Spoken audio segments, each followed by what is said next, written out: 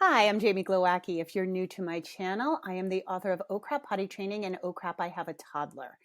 I help parents parent and potty train using curiosity and connection instead of coercion and compliance.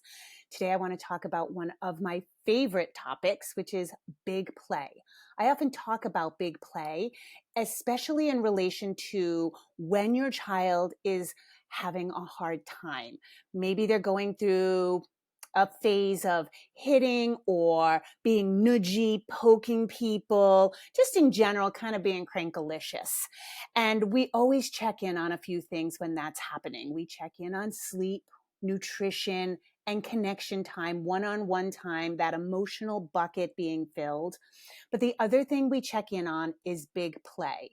So I want to define it. I want to give some examples, and I want to especially let you know what isn't big play because it's often confused with other things. Big play means that we're activating the proprioceptive and vestibular systems. Those are the systems responsible for balance, knowing where our body is in time and space, spatial awareness, personal space awareness, and just knowing where we are.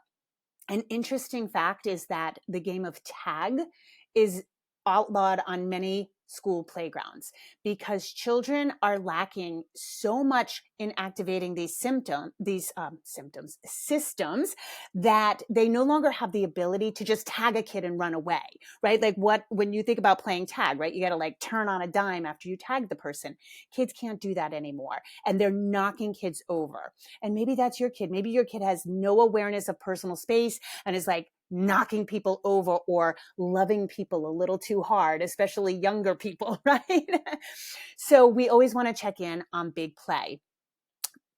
Big play is things like going up the slide, swings, merry-go-rounds, somersaults, leapfrog, wheelbarrow. Wheelbarrow is where your child's hands are on the ground and you take their ankles and they walk on their hands. Crab walk, anything that makes them go upside down. Trampolines, if they're doing somersaults on the trampoline. Sometimes that if you have a blanket and you can kind of flip a kid, those are all really good examples. Tumbling down a grassy hill. So if you just kind of think of the body moving in all different directions and pulling, pushing, I did opposite, but using all the body. And as an adult, if you think, when we go into a gym or something, or we lift weights, or however we choose to exercise, very often we're not doing that either. And so you might take a functional movement class and be like, oh my God, I've never moved, I haven't moved my body like this in so long. Those are the kinds of things that kids need to be doing. And they will do them almost naturally if we give them the time and the space.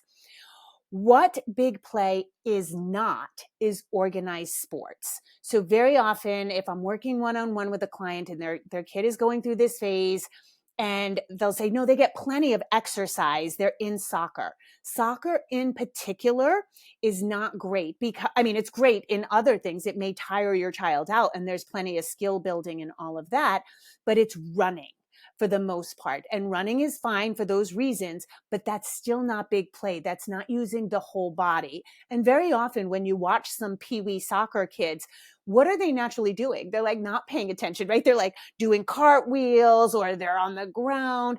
When we watch kids in motion, they're quite naturally trying to use their whole body and get everything into it. And that's very important to their development.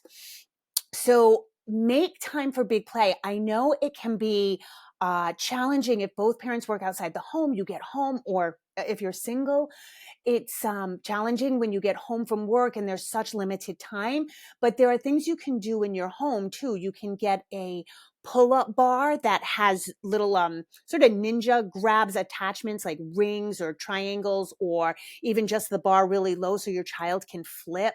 You can flip them yourself. You can roughhouse, real roughhousing, like on the bed and throwing the kid around. They love this because it activates the parasympathetic nervous system. It may seem like it winds them up, but what it in essence does is actually calms them down. And I can't say enough how important this is. If you find your child just being in general disagreeable, a lot of times they need to expel this energy. So that's what big play is. Again, it's not organized sports. And honestly, big play it's going to be with you some of the time, and maybe keeping your child safe and all of that. But when they do this with other kids, it's even more potent.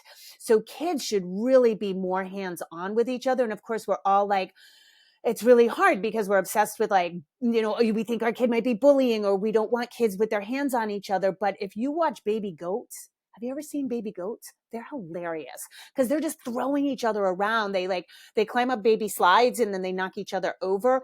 And so we need some more of that really rough play. Kids, again, they need to be pushing and pulling and twisting and turning and moving their bodies. So then they have the body awareness, but also the strong trunk, the strong muscles that will help them sit and focus in school later on. It is a tragedy that we are making 3, 4, and 5-year-olds sit and try to practice writing when they should be doing this big play to get strong bodies and a strong core and get that energy expelled. So I hope you get some big play in. If you are stuck in your house, or you live in an apartment, or you don't have access to outside and playgrounds very often, think of things again that you can do in the house. I mentioned that pull-up bar, but you can also do the floor is lava. That usually is a great game for proprioception and for vestibular input because, you have to leap and you have to make calculations. And so that's a wonderful game to play after dinner. Get the wiggles out and get them nice and calm for bedtime. So I hope that helps you guys. All right. As always, if you like this, please subscribe, share with your friends. And if you have any questions, just comment and I'll be happy to help you out.